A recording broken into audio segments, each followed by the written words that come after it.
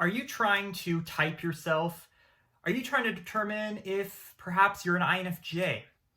Maybe you know that you're one of the NF types for sure. You know you fall under that temperament, but you don't know which one, right? Are you an ENFP or an INFJ? Maybe you're an INFP or an INFJ. You just don't, you can't quite put your fingers on the correct type for you. So in this video, we're actually going to dig deeper based off a comment I got on my YouTube channel. And we're going to dive deeper into specifically what it's like to be an SE inferior combined with an NE dom or NI dom. So we're going to talk a lot about the NI-SE process and what that's like, because I got a new perspective here that I want to dig into. And we're also going to kind of compare that to what it's like being an NE-SI user, particularly from an SI inferior perspective. So speaking to being an ENFP, of course. So my name is Kevin, by the way, and welcome to my channel. On this channel, we talk a lot about Jungian personality psychology. We also talk about what it's like to be a highly sensitive person. A lot of NF personality types are highly sensitive. And we also talk about some mental health topics. So if any of those topics interest you, please consider hitting the subscribe button and clicking the bell beside it to stay notified of future videos. And that's something I would greatly appreciate. And of course, if you enjoy this video, please leave a like. So getting into the crux of what this video is all about. So what kind of happened here was I had a viewer that watched one of my older videos, and it was called INFJ versus INFP. And this was back when, before I went through the video typing process that I went through, and I was kind of deciding whether I was an INFJ or an INFP, and I was quite certain that I was one of the two. And so in retrospect, at this point, I'm pretty certain that I'm an ENFP based off the video typing process I went through. But I went back and I saw that she had commented on that video, and she gave me some interesting perspectives on why she thinks I'm an INFJ. And some of the things she said were actually some new perspectives that I hadn't considered before, and it kind of got me thinking, and I thought I would devote some videos really discussing and just having a discussion about some of these cognitive processes. Because I've watched videos on the cognitive axes, like if you're looking at NISE or NESI or FITE or FETI. I mean, these types of cognitive axes, like I've been getting into that stuff and trying to understand them, but I'm not a master, right? I'm not an expert. I'm still figuring some of this stuff out. I'm learning more and more every time I watch a new video or watch a new authority in this area talk about these things. So she gave me some interesting perspectives on what she thinks is my NISE process that's happening within me. So for this video, we're just going to get into talking about NISE versus NESI based off some of her comments. We'll get into some of these things and discuss some of this stuff. And I'll give my take on I'll give my take on her comments basically, and let you guys know what I think about those processes she identified in me, and whether I do believe they're true or do believe they're things that I should take into account. Maybe I disagree or maybe I agree. And basically, a few things we're going to be touching on related to NISE and NESI is, like how these cognitive processes actually work when it comes to things like finding your life purpose, focusing on your physique, like your physicality, avoiding overwhelm, your memory, and more as well. So, the thing is, like, it's important with these functions to remember that we use all the functions, right? We use all the cognitive functions. It comes down to determining which processes are primary and which ones are secondary. I subscribe to the 4 sides of the mind theory that says that you can access 4 different sides of your mind and 4 different personality types at once, essentially. And so, there is movement between your functions at all times, and it's very dynamic in nature. But that being said, I do believe there is a primary process that I follow, and I'm on the mission to determine that and really clarify that. At this point, I still maintain that I'm an ENFP, and I still believe that what I talked about 2 videos ago with the 4 sides of the mind holds true, and I still believe that I'm an INFJ focused ENFP, so a shadow focused ENFP essentially, since ENFPs have INFJ shadow. I'll put a card in the top right corner to that video if you want to watch it.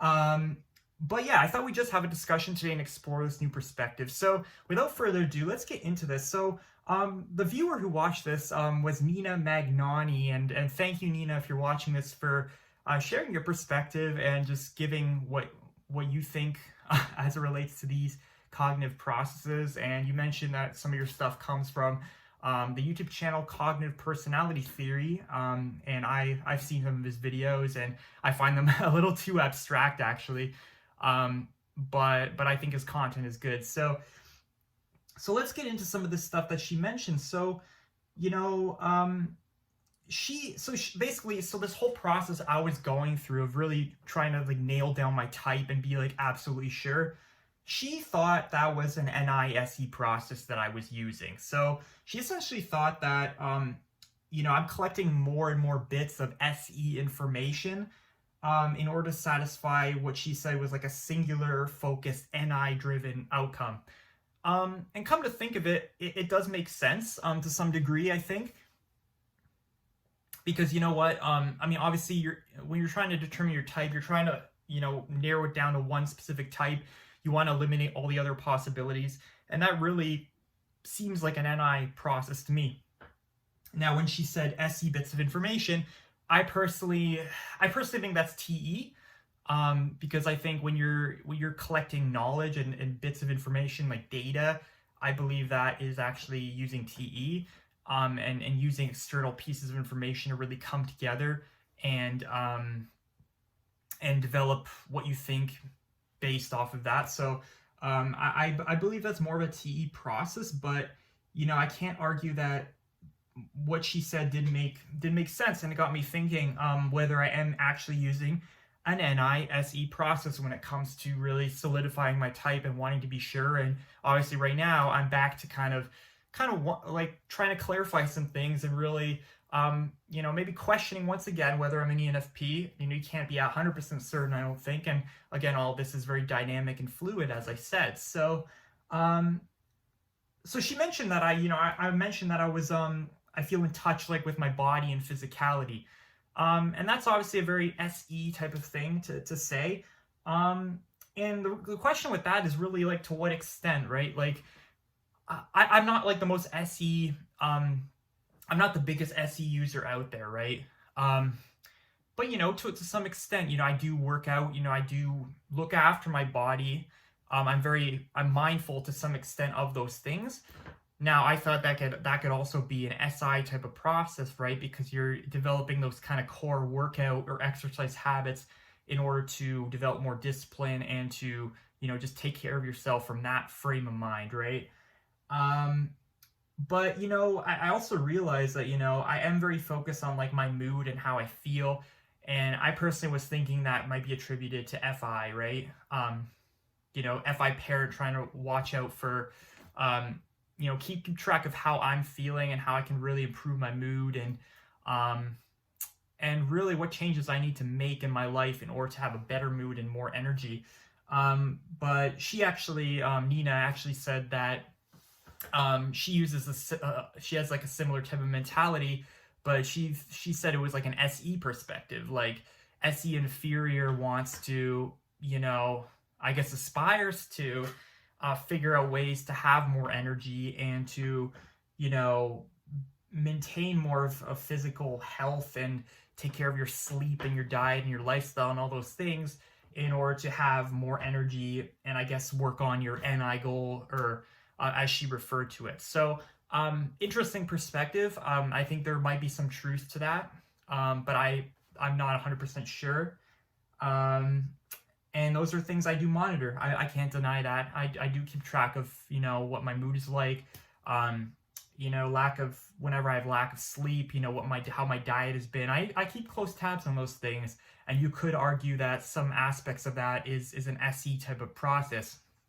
Now, I want you guys to comment down below.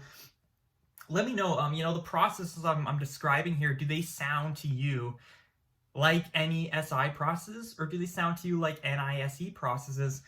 And I would love to know your type as well. So comment those things down below, and yeah, we'll engage in the comment section. The second thing she mentioned that would infer that I'm an INFJ is what she called the SE tidal wave. So she said, as an INFJ, and I was trying to relate this to my career pursuits, right? Because I'm trying to determine, what kind of career would be a good fit for me, or what kind of life path should I follow? What kind of life purpose should I follow? And that's something that's important to me. And the way she interpreted this process happening is essentially, we see what could go wrong, which is kind of like, I guess, concrete events that could happen, which would be SE, to try and avoid impending issues, essentially. So you have this career pursuit, or you see what could go wrong in the future on this path, right? And so what you do is then you try and prepare and overcompensate for what could go wrong by like over preparing and really trying to avoid that SE tidal wave of all these negative stimuli and types of experiences that could happen if you end up following that path, right? So I guess that's one frame of mind to look at pursuing anything in life through, right? You could see that there's many things that could kind of go wrong. And I guess that would be an NI process, I guess, for yourself. You see how that career pursuit could be bad. And then you want to avoid any of the impending issues that going down that path could lead you to, which is an NISE process. And this is an interesting thing to say because I do have a tendency to plan things a lot in certain cases. For example, when I go on trips with my friends, I put together a really detailed itinerary. I just have this perfectionist type of mindset when I do that, where I want to make sure I'm doing like the best possible things when I'm there, and really having like, I guess, the optimal experience. And I guess you could argue this could be to avoid SE overwhelm, right? Maybe if I didn't plan, maybe if I didn't put this together, I just throw myself into this spontaneous situation and I would freak out. I would be like, I'm on this trip, I'm spending money, and I don't know what to do. I'm gonna go to these places that I don't even like really want to go to. I don't have anything planned out. Oh my gosh, SE overwhelm. And overwhelm is, of course, another part of being a highly sensitive person. So that is something to consider for sure. And that was definitely an interesting perspective. So another process she mentioned that I could be following related to SE is, in terms of, let's say, again, tying this back to career, right? So let's say I try out a number of different jobs, right? Or a number of different things, which, maybe you think from the outset that would be like an NFP thing to do, right? Trying a bunch of things and not being able to stick to something. Now, what she said is like, this could be like an experiential type of experimentation thing where you're trying out all these SE experiences and then seeing which one kind of aligns to the NI goal. So we'll get into this after a little bit more, but this would be kind of, your life purpose, or kind of where you're generally going, which is your NI path. And essentially you're collecting these kind of concrete experiences in the real world, as opposed to, let's say, consulting your past and seeing how that could inform what your future path will be, right? So that's using SE as opposed to SI. And she described it as kind of like a blocking out factor. And as she actually mentioned that, when she goes to a grocery store, she'll just notice the products right away that she wants to buy, because she's kind of blocked out all the other SE stimuli that she doesn't want to focus on. So it's kind of like once you collect more and more of these SE type of concrete experiences, it actually blocks out other alternatives that do not meet your NI goal, right? So it's kind of like, it appears from that description that it seems to be kind of like an NISE type of process that's happening there. You could still argue that that's an NESI process if you frame it a little bit differently, but to me, what she said there also made sense. Now, going back to NISE and narrowing career options, this is an interesting one because sometimes I think, okay, like I want multiple things to be happening at the same time. I want to have, let's say, multiple sources of income. I want to be able to maybe do a few different types of jobs or different types of income generating activities at the same time, as opposed to, let's say, trying to narrow that list down and just focus on one singular one. But the same could be said that the fact that I am trying to kind of cut some down, really trying, I think it might be simpler if I just focused on the one. So my mind kind of swings back and forth sometimes. So, it's kind of tough to say which one I'm using, but when she said that, it kind of really stuck in my head, the narrowing part, because it does seem like I'm trying to eliminate options. I try things out, I don't like it, eliminate. I try another thing out, I don't like it, eliminate. And then I'm trying to kind of narrow the focus as opposed to an NE approach, which is kind of like keeping all these options open and kind of trying to interconnect them all at the same time. And so and she relayed this as she actually mentioned that this is like a chart the course type of process, which is interesting because that aligns with Dr. Linda Barron's interaction styles approach, which the INFJ falls under the direct responding movement chart the course interaction style that would be characteristic of someone who likes to finish things and get things done, right? And that's something that, I thought, I'm a starter type because I'm an ENFP, but do I maybe have some finisher type qualities, which, I think I do anyways because I have INFJ in the shadow, right?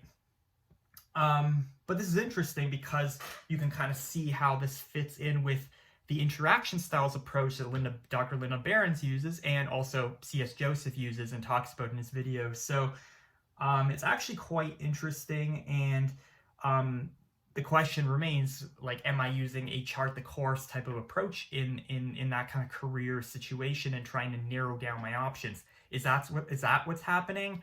Or am I just kind of keeping my options open with my NE DOM, as I assume I am, right? Now, the next point here is she mentioned something here, and I think this is pretty much word for word, or pretty close to it, is she mentioned that learning not to repeat the same mistake of realizing a certain job isn't for me is an NISE process. And she mentioned that the SE experience informs the NI if its ideal path and excludes the failed experience from the NI vision. So we just kind of talked about that. But then she also said that NE with low SI will often repeat those mistakes due to low SI and not taking enough responsibility. So this is a statement that I actually, I disagree with this, because, for me, the way she described it, when you kind of go through your own experiences to kind of inform whether an ideal path is worth following, or, whether you should go in a particular direction or not go in that direction, that to me seems like SI, because you're using your own past experiences to inform what the direction forward will be.